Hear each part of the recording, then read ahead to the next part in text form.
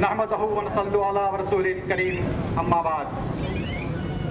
نگارش یہی ہے میں کیا کر رہا ہوں، تیرے نام سے ابتدا کر رہا ہوں۔ انسانی تاریخ حالات کے چیلنج اور اس کے رد عمل کی ایک داستان ہے۔ افراد اور جماعتیں جو زمانے کے چیلنج کا جواب نہیں دیتی وہ صفحہ ہستی سے مٹ جاتی ہیں، اور ایسے افراد اور جماعتیں ملت کے مقدر کا ستارہ ہوتے ہیں جو قوموں کے رد عمل کا مظہر، ان کے خوابوں کی تعبیر اور ان کی امیدوں کی تکمیل کی صورت میں سامنے آتے ہیں۔ مسلمانوں کی تاریخ شاہد ہے کہ ان کی انقلابی ترقیاں جن کو دیکھ کر دنیا انگشت بدندہ رہ گئی تھی، چند خصوصیات کی سرمایہ دار تھی جن میں ان کے حیات اجتماعی کے مقاصد و منشا کی نسبت مسلمانوں کا وہ صحیح تصور و ایمان تھا جو قرآن نے ان میں پیدا کر دیا تھا۔ قرآن پاک میں آیت ہے وَاعْتَصِمُوا بِحَبْلِ اللَّهِ جَمِيعًا وَلَا تَفَرَّقُوا، کہ اے مسلمانوں اللہ کی رسی کو مضبوطی سے پکڑ لو، آپس میں تفرقہ مت ڈالو، منتشر مت ہو، الگ الگ جماعتوں میں تقسیم مت ہو۔ آج سے 51 سال قبل مجلس اتحاد المسلمین کی بنیاد ڈالی گئی۔ یہ وہ وقت تھا جس دور میں مسلمان کا ٹوپی پہننا اور داڑھی لگانا بھی جرم عظیم سمجھا جاتا تھا۔ ایسے خطرناک اور تپش پا افتادہ دور میں ایک مرد مجاہد نے قوم کی قیادت کی باغ ڈور سنبھالی۔ بظاہر یہ کرسی صدارت بڑی خوبصورت تھی، لیکن خطرناک اور زہریلے کانٹوں سے بھری ہوئی تھی۔ محبوب کی مہندی میں منعقد کیا۔ شہ نشین پر صرف فخر ملت تھے، اطراف میں مجلس کے 2-3 کارکن اور راستہ چلنے والے جلسے گاہ سے دور سہمے ہوئے کھڑے تھے۔ گھر سے باہر نکل کر اس مرد مومن کی تقریر سننے کی کسی میں ہمت آتی یا آب حیات پینے کو کوئی تیار نہ تھا۔ بقول علامہ اقبال کے یہ شہادت کہے الفت میں قدم رکھنا ہے، یہ شہادت کہے الفت میں قدم رکھنا ہے، لوگ آسان سمجھتے ہیں مسلمان ہونا۔ مجلس اتحاد المسلمین اگر آپ 51 سالہ تاریخ کو دیکھیں تو یہ ایک بے غرض سیاست تھی جس کا مقصد مسلمانوں کی فلاح و بہبود تھا۔ شروع سے لے کر آج تک 51 سالہ تاریخ پر نظر ڈالی جائے تو مجلس اتحاد المسلمین کے ایک ایک سال اور ایک ایک کارنامے آپ کے سامنے عیاں ہو جائیں گے۔ فخر ملت نے جن کا مقصد تھا کہ مسلمان ایک مرکز سیاسی پر جمع ہو جائیں، اسی مقصد کو سالار ملت الحاج سلطان صلاح الدین اویسی مرحوم نے آگے بڑھایا، اور آج ہمیں فخر ہے کہ وہ قیادت بیرسٹر اسد الدین اویسی کے ہاتھوں میں ہے، اور یہ ضروری ہے کہ ایسی نوجوان طاقت کے ہاتھ کو مضبوط کیا جائے۔ منافقین کئی ہیں، منافقین ازل سے لے کر آج تک اسلام کے ساتھ چلتے رہے، لیکن ہمیشہ حق کی فتح ہوئی ہے، اور آج بھی جو لوگ مسلمانوں کے نام نہاد ہمدرد بن کر سامنے آ رہے ہیں اس سے آپ کو ہوشیار رہنا ہے۔ آج آپ کے سامنے مجلس اتحاد المسلمین نے جناب احمد بلالہ کو اپنا امیدوار نامزد کیا ہے، جن کے نام کی کوئی جن کی تعریف نہیں کر سکتا۔ ایک ہمدرد انسان جو کہ کسی بھی وقت آپ کی مدد کے لیے حاضر ہو جائیں گے۔ ایک ایسے امیدوار کو صدر مجلس بیرسٹر اسد الدین اویسی نے آپ کے محلے کے لیے چنا ہے، اور یقیناً یہ سب ہم تمام کے لیے فخر کی بات ہے۔ آپ نے سنا ہوگا کہ تاریخ کا وہ یادگار لمحہ 1947 میں جب جاپان کے شہر ہیروشیما اور ناگاساکی پر بم گرایا گیا تھا، اس کے بعد دنیا یہ سمجھ رہی تھی کہ جاپان اب کبھی ترقی نہیں کر پائے گا، لیکن آج آپ دیکھتے ہیں کہ جاپان کی تمام اشیاء دنیا بھر کے ممالک میں بیچی اور فروخت کی جاتی ہیں۔ میں مجلس اتحاد المسلمین کا تقابل بھی جاپان سے اس لیے کرنے جا رہا ہوں کہ اسی 1947 کے بعد جب پولیس ایکشن ہوا تو دنیا سمجھ رہی تھی کہ حیدرآباد سے مسلمانوں کو نیست و نابود کر دیا جائے گا, لیکن آج مجلس اتحاد المسلمین کی کوششوں نے وہ مسلمانوں کے دلوں میں مجلس کی بنیادوں کو اس قدر پیوست کر دیا ہے کہ آج ہر مومن کے دل میں مجلس اتحاد المسلمین زندہ ہے, اور یہ تا قیامت جاری رہے گا, اور مسلمانوں کی تائید ہمیشہ مجلس اتحاد المسلمین کے ساتھ رہے گی. میں آج آپ سے صرف اتنا ہی کہوں گا کہ یہ جو پیلے جھنڈے آپ کو اطراف میں نظر آ رہے ہیں یہ سب اپنے ہی بھائیوں کے لگائے ہوئے ہیں, اور میں یقین سے کہہ سکتا ہوں کہ 16 تاریخ کے دن جب آپ فجر کی نماز پڑھ کر اپنے ضمیر کی آواز پر ووٹ دینے کے لیے نکلیں گے تو یقیناً مجلس اتحاد المسلمین کو آپ کے سامنے آپ کا حق مانگے گی کہ کس طرح سے مجلس اتحاد المسلمین ہمیشہ سے مسلمانوں کے سامنے آتی رہی ہے. چاہے وہ ایک بات میں آپ کو ایک بار پھر بتا دوں کہ اگر جسم کے کسی حصے کو تکلیف ہوتی ہے تو آنکھ میں سے آنسو نکل آتے ہیں, اور مجلس اتحاد المسلمین وہی ایک آنکھ ہے.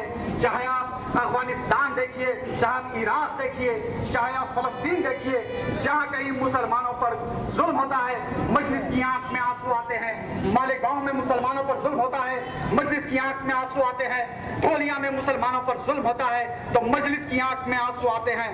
بہرحال ہندوستان کے ہر ملک میں, ہر شہر میں, دنیا کے ہر ملک میں جب کبھی مسلمانوں پر ظلم ہوتا ہے تو مجلس کی آنکھ میں آنسو آتے ہیں. تو یہ اس بات کا ثبوت ہے کہ مجلس اتحاد المسلمین مسلمانوں کی جماعت ہے, اور اس کو مضبوط کرنا آپ سب کا فرض ہے. میں آپ تمام سے یہی درخواست کرتا ہوں کہ آئیے اس نوجوان قائد کے ساتھ آئیے جو کہ اس محلے کو ایک نئی ترقی کی سمت پر لے چلے گا, اور میں آپ تمام سے گزارش کرتا ہوں کہ آپ کے ساتھ نوجوان قائد بیرسٹر اسد الدین اویسی کی قیادت ہے, ان کو مضبوط کرنا آپ کی ذمہ داری ہے, جن کے ساتھ اکبر الدین جیسا شعلہ بیان مقرر جو کہ بے باک طور پر اسمبلی میں اپنی آواز کو اٹھاتا ہے. جب مسلمانوں پر ظلم ہوا پارلیمنٹ اور اسمبلی کے ایوان ہلنے لگتے ہیں. دنیا کو پتا ہے کہ یہ مسلمانوں کی آواز ہے, یہ مجلس اتحاد المسلمین کی آواز ہے جو ہمیشہ مسلمانوں کے ساتھ ساتھ چلتی ہے, مسلمانوں کی حق اور مسلمانوں کی فلاح بہبود کے لیے اٹھتی ہے. تو میں آپ تمام سے گزارش کروں گا کہ 16 اپریل کے دن آپ فجر کی نماز کے ساتھ یہ ارادہ کر کے اٹھیں کہ آج آپ کو مجلس اتحاد المسلمین کا حق ادا کرنا ہے. 51 سال سے مجلس اتحاد المسلمین مسلمانوں نے دکن کی غیرت کو ساتھ لے کر چل رہی ہے. جب مسلمانوں کی غیرت پر انگلیاں اٹھی مجلس اتحاد المسلمین سامنے آئی, اور ہر دفعہ مجلس اتحاد المسلمین نے چاہے کفار ہو, منکر ہو, منافقین ہو, ہر ایک کے ساتھ مجلس اتحاد المسلمین آگے آئی اور مسلمانوں کو ایک حوصلہ دیا کہ فخر ملت ہمیشہ کہا کرتے تھے کہ مسلمانوں کی ترقی کا راز شہادت میں پوشیدہ ہے. جو قوم مرنا نہیں جانتی وہ جینا بھی نہیں جانتی. فخر ملت نے یہ بات بھی ذہن نشین کرائی کہ مسلمانوں ہم کو ان کی ضرورت نہیں جو شجر ملت پر پھول بن کر چمکنا چاہتے ہوں, ہمیں ان کی ضرورت نہیں جو کاخ و ایوان کے نقش و نگار بن کر چشم نظارہ کو خیرہ کرنا چاہتے ہوں, ہمیں ان کی ضرورت نہیں جو ہمیشہ کے لیے ہمیں ان کی ضرورت ہے جو ہمیشہ کے لیے مٹی کے نیچے دب کر استحکام عمارت کی ضمانت دے سکتے ہوں. اور آج آپ لوگوں کا تعاون ہی مجلس اتحاد المسلمین کی بنیادیں ہیں, اور آج آپ لوگوں کا اتحاد ہی مجلس اتحاد المسلمین کی طاقت ہے. جب یہ نمائندہ مجلس اتحاد المسلمین کا اسمبلی میں جائے گا تو آپ کی آواز کو تقویت ملے گی, آپ کی آواز اسی طرح اٹھے گی جو آج اٹھتی ہے. جب مسلمانوں پر ظلم ہوا مسلمانوں کی آواز پارلیمنٹ کو ہلانے لگتی ہے, دنیا پریشان ہوتی ہے کہ یہ کون سی آواز ہے, یہ کہاں سے آ رہی ہے. یہ سالار ملت کی مرہون منت ہے, مسلمانوں نے دکن سالار ملت کے مرہون منت ہے کہ آج مجلس کو اس قدر طاقتور بنا دیا کہ منافقین آج رش کرنے لگے ہیں.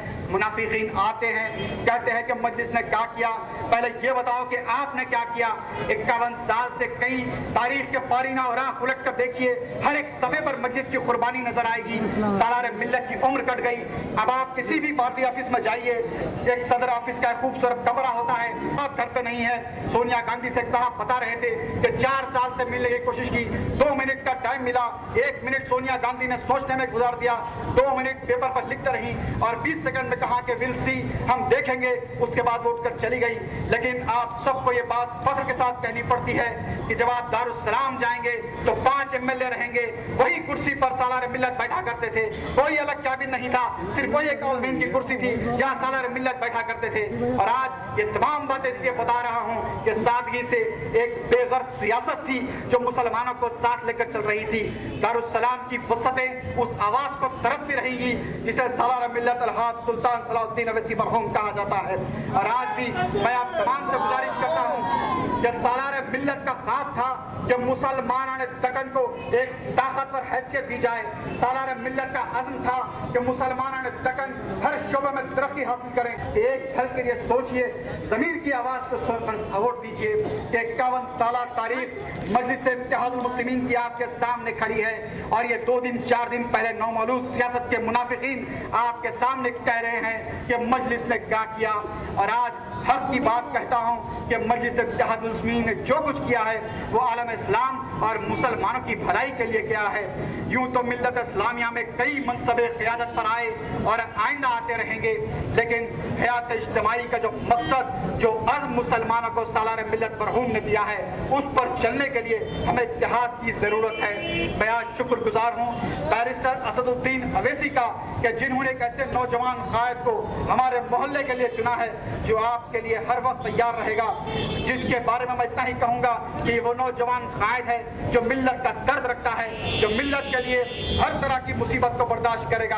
आप उन्हें मौका दीजिए और इस बात का मैं यकीन दिलाता हूँ कि कोई सा भी काम हो, ये शख्स आपके सामने आपकी मदद के लिए हमेशा तैयार रहेगा। निगाह मुसलमान को तलवार कर दे। खुदा हाफिज़। अभी आपके सामने शकील भाई मुखातिब थे। अभी मैं जामिर हुसैन मेरा साहब को दावत खिताब का मामला है, उस इंतखाबात के अंदर क्या क्या सही चीज़ है और क्या गलत है। जैसा कि आपको मालूम होना चाहिए, ये जो हल्का है, हल्का मलकपेट है। हल्के मलकपेट के अंदर मजलिस इत्तेहादुल मुस्लिमीन को अल्लाह ताला ने एक ऐसा मौका दिया है कि मजलिस इत्तेहादुल मुस्लिमीन